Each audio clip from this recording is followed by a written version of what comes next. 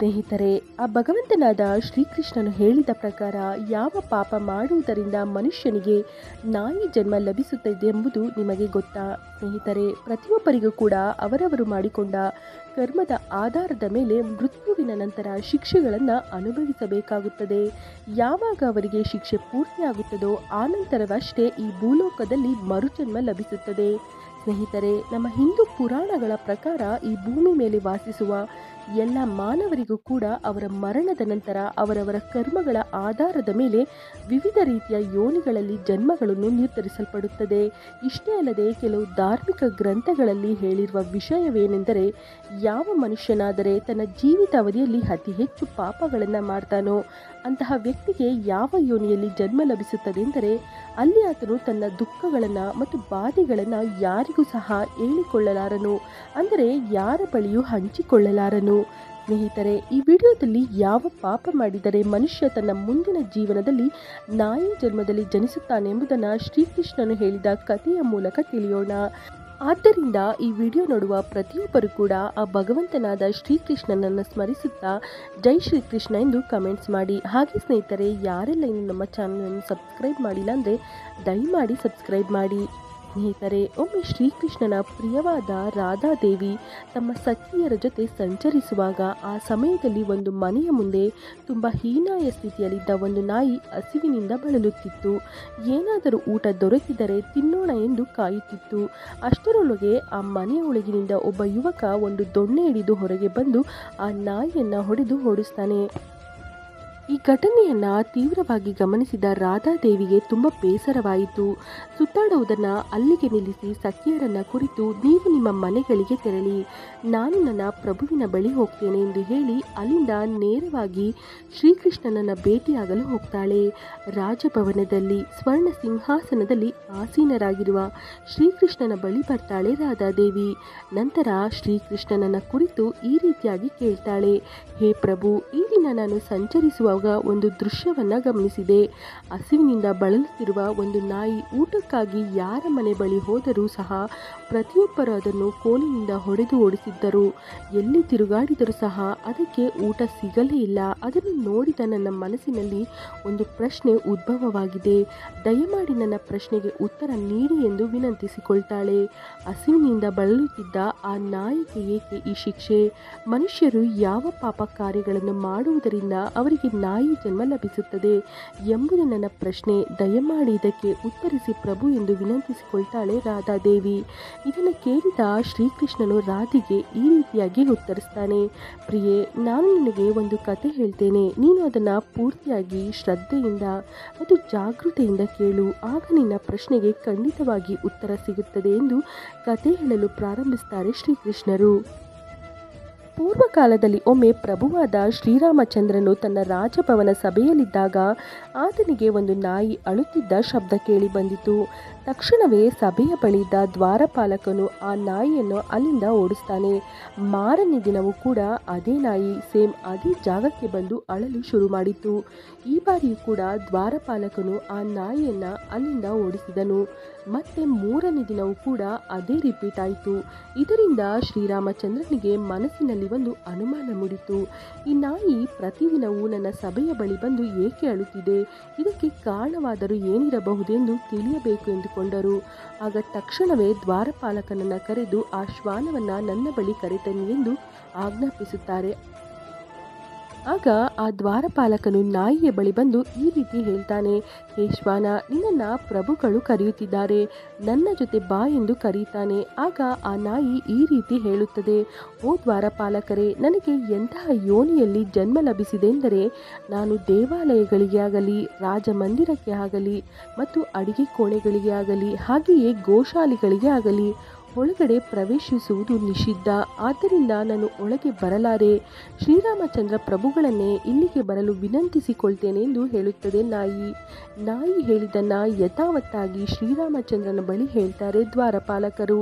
ಇದನ್ನು ಕೇಳಿದ ಶ್ರೀರಾಮಚಂದ್ರನು ತಾನೇ ಸ್ವತಃ ಆ ನಾಯಿಯ ಬಳಿ ಬಂದು ಹೀಗೆ ಕೇಳ್ತಾರೆ, ಹೋ ಶ್ವಾನವೇ, ನೀನು ಏಕೆ ಪ್ರತಿದಿನ ನನ್ನ ಸಭೆಯ ಬಳಿ ಬಂದು ಅಳ್ತಿದೀಯಾ? ನಿನ್ನ ವೇದನೆಯಾದರೂ ಏನು ಎಂದು ಕೇಳ್ತಾರೆ. ಅದಕ್ಕೆ ಉತ್ತರವಾಗಿ ನಾಯಿ ಹೇ ಪ್ರಭು, ನಾನು ಯಾವುದೇ ರೀತಿಯ ತಪ್ಪು ಮಾಡಿಲ್ಲ. ಆದರೂ ಕೂಡ ಒಬ್ಬ ಸಾಧು ನನಗೆ ಕಲ್ಲಿನಿಂದ ಹೊಡೆದರು. ಆದ್ದರಿಂದ ನನ್ನ ಕಾಲು ಮುರಿದು ನಾನು ನಡೆಯಲು ಆಗುತ್ತಿಲ್ಲ. ನನಗೆ ನ್ಯಾಯ ಬೇಕು. ಇದೇ ಕಾರಣದಿಂದಲೇ ನಾನು ನಿಮ್ಮ ದರ್ಬಾರ್ ಬಳಿ ಬಂದು ಅಳುತ್ತಿದ್ದೇನೆ. ದಯಮಾಡಿ ನನ್ನನ್ನು ಕ್ಷಮಿಸಿ ಎಂದು ಹೇಳಿತು. ಆ ಶ್ವಾನದ ದುಃಖವನ್ನು ಕೇಳಿದ ಶ್ರೀರಾಮಚಂದ್ರನು ದ್ವಾರಪಾಲಕನಿಗೆ ಆದಷ್ಟು ಬೇಗ ಆ ಸಾಧು ಎಲ್ಲಿದ್ದರೂ ಸರಿ ಹುಡುಕಿ ನನ್ನ ಬಳಿ ಕರೆತನ್ನಿ ಎಂದು ಆಜ್ಞಾಪಿಸುತ್ತಾರೆ. ತಕ್ಷಣವೇ ಶ್ರೀರಾಮನ ಆಜ್ಞೆಯ ಮೇಲೆ ಇಬ್ಬರು ದ್ವಾರಪಾಲಕರು ಹೋಗಿ ಆ ಸಾಧುಗಳನ್ನು ಹುಡುಕಿ ಕರೆತರ್ತಾರೆ. ಆಗ ಶ್ರೀರಾಮಚಂದ್ರರು ಆ ಸಾಧುವನ ಕುರಿತು ಈ ರೀತಿ ಕೇಳ್ತಾರೆ, ನೀವು ನಮ್ಮ ಸಭೆಯ ಬಳಿಯಿರುವ ಈ ನಾಯಿಯನ್ನು ಕಲ್ಲಿನಿಂದ ಹೊಡೆದದ್ದು ನಿಜವೇನಾ?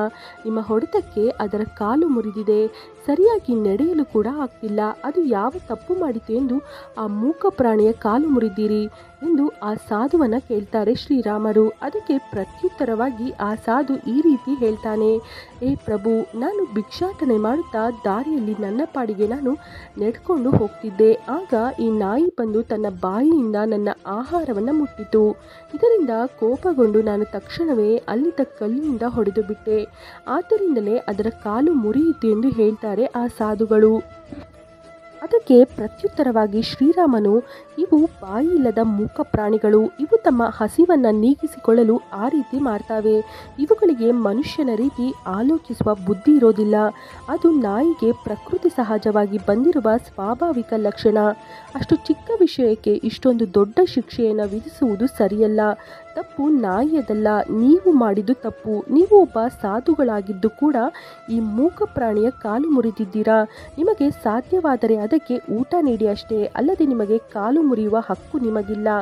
ಆದ್ದರಿಂದ ನೀವೇ ಅಪರಾಧಿಗಳು ಎಂದು ಹೇಳ್ತಾರೆ ಶ್ರೀರಾಮರು. ಹಾಗೆ ನಾಯಿಯನ್ನ ಕುರಿತು, ಓ ಶ್ವಾನವೇ, ಈ ಸಾಧುವು ನಿನ್ನ ವಿಚಾರದಲ್ಲಿ ಮಾಡಿದ್ದು ದೊಡ್ಡ ತಪ್ಪು. ಆದ್ದರಿಂದ ಈತನೇ ಅಪರಾಧಿ ಆಗ್ತಾನೆ. ಆದ್ದರಿಂದ ನೀನು ಯಾವ ಶಿಕ್ಷೆ ಬೇಕಾದರೂ ನೀನು ಈ ಸಾಧುಗೆ ವಿಧಿಸಬಹುದು ಎಂದು ಹೇಳ್ತಾರೆ. ಶ್ರೀರಾಮನ ಮಾತುಗಳನ್ನು ಕೇಳಿದ ಶ್ವಾನ, ಹೇ ಪ್ರಭು, ನೀವು ಈ ಸಾಧುವನ್ನ ಯಾವುದಾದರೂ ಒಂದು ರಾಜ್ಯಕ್ಕೆ ರಾಜನಾಗಿ ಮಾಡಿ ಎಂದು ಹೇಳುತ್ತದೆ. ಆಗ ಶ್ರೀರಾಮನು ಶ್ವಾನದ ಮಾತಿಗೆ ಬೆಲೆ ಕೊಟ್ಟು ಆ ಸಾಧುವಿನ ವೇಷಭೂಷಣಗಳನ್ನು ಬದಲಿಸಿ ಕುದುರೆಯ ಮೇಲೆ ಕರೆದುಕೊಂಡು ಹೋಗಿ ಒಂದು ರಾಜಭವನಕ್ಕೆ ರಾಜನನ್ನಾಗಿ ಮಾಡ್ತಾರೆ. ಇನ್ನು ರಾಜನಾಗಿ ಸಿಂಹಾಸನವನ್ನು ಅಲಂಕರಿಸಿದ ಆ ಸಾಧುವಿಗೆ ಬಹಳ ಸಂತೋಷವಾಯಿತು. ಹಾಗೆಯೇ ಮನಸ್ಸಿನಲ್ಲಿ ಆಲೋಚಿಸುತ್ತಿದ್ದನು, ನಾನು ಎಂದಿಗೂ ಕೂಡ ಹೀಗೆ ರಾಜನಾಗ್ತೇನೆ ಎಂದು ಕನಸಿನಲ್ಲೂ ಅಂದ್ಕೊಂಡಿರಲಿಲ್ಲ. ಆ ನಾಯಿ ನನ್ನನ್ನು ರಾಜನನ್ನಾಗಿ ಮಾಡಿತು. ನಿಜ ಹೇಳಬೇಕಂದ್ರೆ ಆ ನಾಯಿಗೆ ಒಂಚೂರು ಬುದ್ಧಿ ಇಲ್ಲ. ಏಕೆಂದರೆ ನಾನು ಅದರ ಕಾಲು ಮುರಿದಿದ್ದೇನೆ. ಆ ಕಾರಣದಿಂದ ಆ ನಾಯಿ ಶಿಕ್ಷಿಸುವುದಕ್ಕೆ ಬದಲಾಗಿ ರಾಜಭವನಕ್ಕೆ ರಾಜನನ್ನಾಗಿ ಮಾಡಿದೆ ಎಂದುಕೊಂಡನು. ಇದನ್ನೆಲ್ಲ ನೋಡುತ್ತಿದ್ದ ಅಲ್ಲಿನ ಪ್ರಜೆಗಳು ಬಹಳ ಆಶ್ಚರ್ಯಗೊಂಡರು ಮತ್ತು ಅವರೆಲ್ಲರೂ ಸೇರಿ ಶ್ರೀರಾಮನ ಬಳಿ ಬಂದು ಹೀಗೆ ಕೇಳಿದರು, ಓ ಪ್ರಭು, ಕಾಲು ಮುರಿದಂತಹ ಈ ಶ್ವಾನ ಸಾಧುಗಳನ್ನು ಶಿಕ್ಷಿಸುವುದನ್ನು ಬಿಟ್ಟು ರಾಜಭವನಕ್ಕೆ ರಾಜನಾಗಿ ಏಕೆ ಮಾಡಿತು ಎಂದು ಕೇಳಿದರು. ಆಗ ಶ್ರೀರಾಮನು ಪ್ರಜೆಗಳನ್ನು ಕುರಿತು, ನಿಮ್ಮ ಪ್ರಶ್ನೆಗೆ ಉತ್ತರವನ್ನು ಆ ಶ್ವಾನವೇ ನೀಡುತ್ತದೆ ಎಂದರು. ಆಗ ಪ್ರಜೆಗಳು ನೇರವಾಗಿ ನಾಯಿಯ ಬಳಿ ಬಂದು, ನೀನು ಏಕೆ ಹೀಗೆ ಮಾಡಿದೆ? ನಿನ್ನ ಕಾಲು ಮುರಿದ ಆ ಸಾಧುವನ್ನು ಶಿಕ್ಷಿಸುವುದು ಬಿಟ್ಟು ರಾಜನನ್ನಾಗಿ ಏಕೆ ಮಾಡಿದೆ ಎಂದು ಕೇಳಿದರು. ಅದಕ್ಕೆ ಉತ್ತರವಾಗಿ ನಾಯಿ ನಗುತ್ತಾ, ನಾನು ಹೇಳುವುದನ್ನು ಸಮಾಧಾನದಿಂದ ಕೇಳಿ ಎಂದು ಹೀಗೆ ಹೇಳಿತು. ಆ ಸಾಧು ಅನ್ಯಾಯದ ಹಾದಿಯಲ್ಲಿ ರಾಜಭಾರ ಮಾಡುವ ರಾಜ, ಅನ್ಯಾಯದ ಹಾದಿಯಲ್ಲಿ ಮುನ್ನಡೆಯುವ ರಾಜನಿಂದ ಹಿಡಿದು ಮನೆಯ ಮುಂದೆ ಭಿಕ್ಷಾಟನೆಗೆ ಬಂದ ಭಿಕ್ಷುಕನನ್ನ ಛೀ ಥೂ ಎನ್ನುವವರು, ಹಾಗೆ ಬಡವರನ್ನ ಹಿಂಸಿಸುವ ವ್ಯಕ್ತಿಗಳು ಮತ್ತು ಮೂಕ ಪ್ರಾಣಿಗಳಿಗೆ ಅನ್ಯಾಯ ಮಾಡಿದವರಿಗೆ ಮುಂದಿನ ಜನ್ಮದಲ್ಲಿ ನಾಯಿ ಜನ್ಮ ಲಭಿಸುತ್ತದೆ. ಆದ್ದರಿಂದಲೇ ನಾನು ಆತನನ್ನ ರಾಜನನ್ನಾಗಿ ಮಾಡಿದೆ. ಇದು ಸತ್ಯ. ಇದರಲ್ಲಿ ಸಂಕೋಚ ಪಡುವ ಅಗತ್ಯವಿಲ್ಲ. ಏಕೆಂದರೆ ಒಬ್ಬ ರಾಜನೇ ಎಲ್ಲರಿಗಿಂತ ಮೊದಲು ಬಡತನವನ್ನು ಹಿಂಸಿಸ್ತಾನೆ ಮತ್ತು ನಾನು ಕೂಡ ಹಿಂದಿನ ಜನ್ಮದಲ್ಲಿ ಒಬ್ಬ ರಾಜನಾಗಿದ್ದೆ. ಅಧಿಕಾರವಿದೆ ಎಂಬ ದರ್ಪದಿಂದ ಪ್ರಜೆಗಳನ್ನು ಚಿತ್ರಹಿಂಸೆಗಳಿಗೆ ಗುರಿ ಮಾಡ್ತಿದ್ದೆ. ಅವರ ಸಂಪೂರ್ಣ ಕಷ್ಟದ ಜೀತವನ್ನು ದೋಚಿಕೊಳ್ತಿದ್ದೆ. ನಿಸ್ಸಹಾಯಕರಾದ ಪ್ರಜೆಗಳ ಭೂಮಿಗಳನ್ನು ಮತ್ತು ಬಡವರ ಭೂಮಿಗಳನ್ನು ಆಕ್ರಮಿಸಿಕೊಳ್ತಿದ್ದೆ. ನನಗಿಂತ ಕೆಳಗಿರುವವರನ್ನು ಬಹಳ ಹಿಂಸಿಸುತ್ತಿದ್ದೆ. ಯುದ್ಧಗಳ ಕಾರಣದಿಂದ ಹಲವಾರು ಅಮಾಯಕರನ್ನು ಬಲಿ ಪಡೆದಿದ್ದೇನೆ.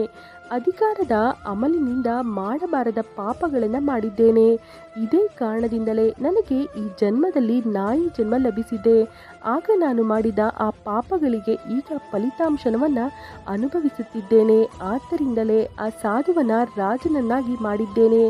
ಆತನಿಗೂ ಕೂಡ ಮುಂದಿನ ಜನ್ಮದಲ್ಲಿ ನಾಯಿ ಜನ್ಮ ಲಭಿಸಬೇಕು. ಆಗಲೇ ಆತನಿಗೂ ಕೂಡ ನಾಯಿಯ ಜೀವನ ಹೇಗೆ ಇರುತ್ತದೆ ಎಂದು ಅರ್ಥವಾಗುತ್ತದೆ. ನಾಯಿ ತನ್ನ ಹೊಟ್ಟೆ ತುಂಬಿಸ್ಕೊಳ್ಳೋಕ್ಕೋಸ್ಕರ ಏನೆಲ್ಲ ಪರದಾಡಬೇಕು ಎಂದು ತಿಳಿಯುತ್ತದೆ. ನಾಯಿಯ ಜೀವನ ಅಷ್ಟು ಸುಲಭವಲ್ಲ, ಅನುಭವಿಸಿದರೆ ಮಾತ್ರ ಅರ್ಥವಾಗುತ್ತದೆ ಎಂದು ಹೇಳುತ್ತದೆ. ಆಗ ಪ್ರಜೆಗಳು ಉತ್ತರ ಸಿಕ್ಕಿದ್ದರಿಂದ ಅವರ ಪಾಡಿಗೆ ಅವರು ಹೊರಟು ಹೋಗ್ತಾರೆ. ಸ್ನೇಹಿತರೆ, ಶ್ರೀಕೃಷ್ಣನು ಹೇಳುತ್ತಿದ್ದ ಈ ಕಥೆಯನ್ನು ಬಹಳ ಶ್ರದ್ಧೆಯಿಂದ ಕೇಳ್ತಿದ್ದಳು ರಾಧಾದೇವಿ. ಮತ್ತು ಇಷ್ಟೆಲ್ಲ ಪಾಪಗಳನ್ನು ಮಾಡಿದ ಮನುಷ್ಯ ಮತ್ತು ಅದನ್ನು ಕಳೆದುಕೊಳ್ಳಲು ಗಂಗಾ ನದಿಯಲ್ಲಿ ಮುಳುಗ್ತಾರೆ ಮತ್ತು ತನ್ನೆಲ್ಲ ಪಾಪಗಳು ಕಳೆದು ಹೋದವೆಂದು ತಪ್ಪಾಗಿ ಭಾವಿಸ್ತಾರೆ. ಅಸಲಿಗೆ ಅವರ ಪಾಪಗಳು ಗಂಗೆಯಲ್ಲಿ ಕಳೆಯೋದಿಲ್ಲ ಎಂದು ಹೇಳ್ತಾರೆ ಶ್ರೀಕೃಷ್ಣನು. ಆಗ ರಾಧಾದೇವಿ, ಪ್ರಭು, ಹಾಗಾದರೆ ಗಂಗೆಯಲ್ಲಿ ಮುಳುಗಿದರೆ ಪಾಪಗಳು ಕಳೆಯುವುದಿಲ್ಲವೆಂದು ಮರುಪ್ರಶ್ನಿಸುತ್ತಾಳೆ. ಅದಕ್ಕೆ ಉತ್ತರವಾಗಿ ಶ್ರೀಕೃಷ್ಣನು ನಗುತ್ತಾ, ಹೇ ದೇವಿ, ಮನುಷ್ಯನು ತಿಳಿಯದೆ ಮಾಡಿದ ಕೆಲವು ಪಾಪಗಳು ಮಾತ್ರ ಗಂಗೆಯಲ್ಲಿ ತೊಲಗಿ ಹೋಗ್ತವೆ. ಆದರೆ ಬೇಕಂತಲೇ ಮಾಡಿದ ಪಾಪ ಕಾರ್ಯಗಳು, ಅಪರಾಧಗಳು, ಇದು ತಪ್ಪು ಎಂದು ತಿಳಿದು ಮಾಡಿದ ದುಷ್ಕೃತ್ಯಗಳು, ಅಧಿಕಾರದ ದರ್ಪ, ದುರಹಂಕಾರ, ದುರ್ಬುದ್ಧಿ, ಈ ಪಾಪಗಳು ಯಾವುದೇ ಕಾರಣಕ್ಕೂ ತೊಲಗಿ ಹೋಗೋದಿಲ್ಲ. ಅವರು ಅದರ ಫಲಿತಾಂಶವನ್ನು ಮುಂದಿನ ಜನ್ಮದಲ್ಲಿ ಅನುಭವಿಸಲೇಬೇಕು. ಯಾರ ಮನಸ್ಸಾದರೆ ಪವಿತ್ರವಾಗಿ ಸ್ವಚ್ಛವಾಗಿರುತ್ತದೋ ಅವರ ಮನಸ್ಸಿನಲ್ಲಿ ಯಾವುದೇ ರೀತಿಯ ಕುತಂತ್ರಗಳು, ಕಲ್ಮಶಗಳು ಮತ್ತು ಕೆಟ್ಟ ಆಲೋಚನೆಗಳು ಇರುವುದಿಲ್ಲವೋ ಅಂತಹವರು ಮಾತ್ರವೇ ಗಂಗೆಯಲ್ಲಿ ಮುಳುಗೋದ್ರಿಂದ ಪವಿತ್ರರಾಗ್ತಾರೆ. ತಿಳಿಯದೆ ಮಾಡಿದ ಪಾಪಗಳು ಮಾತ್ರ ಕಳೆದು ಹೋಗ್ತವೆ ಎಂದು ಹೇಳ್ತಾರೆ ಭಗವಾನ್ ಶ್ರೀಕೃಷ್ಣರು. ಸ್ನೇಹಿತರೆ, ಆದ್ದರಿಂದ ಆದಷ್ಟು ಯಾವುದೇ ಮೂಕ ಪ್ರಾಣಿಗೆ ಆಗಲಿ ಅದರ ಹೊಟ್ಟೆ ತುಂಬಿಸಲು ಸಾಧ್ಯವಾಗದೇ ಇದ್ದರೆ, ಅದಕ್ಕೆ ಊಟ ನೀಡದೇ ಇದ್ದರೆ ಅದನ್ನು ಹಿಂಸಿಸುವ ಹಕ್ಕು ಕೂಡ ನಮಗೆ ಇರೋದಿಲ್ಲ. ಆದ್ದರಿಂದ ಯಾವುದೇ ಮೂಕ ಪ್ರಾಣಿಗಳಿಗೆ ಹಾನಿಯುಂಟು ಮಾಡಬೇಡಿ. ಅದು ಕೂಡ ಜೀವಿಸಿರುವ ಪ್ರಾಣಿ, ಅದಕ್ಕೂ ನೋವಾಗುತ್ತದೆ. ಅಷ್ಟೇ ಅಲ್ಲದೆ ತಮ್ಮ ಕರ್ಮಗಳು ನಮ್ಮನ್ನು ಕಾಡದೆ ಬಿಡೋದಿಲ್ಲ. ಕರ್ಮಫಲ ಎನ್ನುವುದು ಯಾರನ್ನು ಬಿಡೋದಿಲ್ಲ, ಪ್ರತಿಯೊಬ್ಬರು ಕೂಡ ಅನುಭವಿಸಲೇಬೇಕು. ಸ್ನೇಹಿತರೆ, ಶ್ರೀಕೃಷ್ಣನು ಹೇಳಿದ ಈ ಕತೆ ಇಷ್ಟವಾದರೆ ಲೈಕ್ ಮಾಡಿ, ಶೇರ್ ಮಾಡಿ. ಹಾಗೆ ಸ್ನೇಹಿತರೆ, ದಯಮಾಡಿ ಸಬ್ಸ್ಕ್ರೈಬ್ ಮಾಡಿ.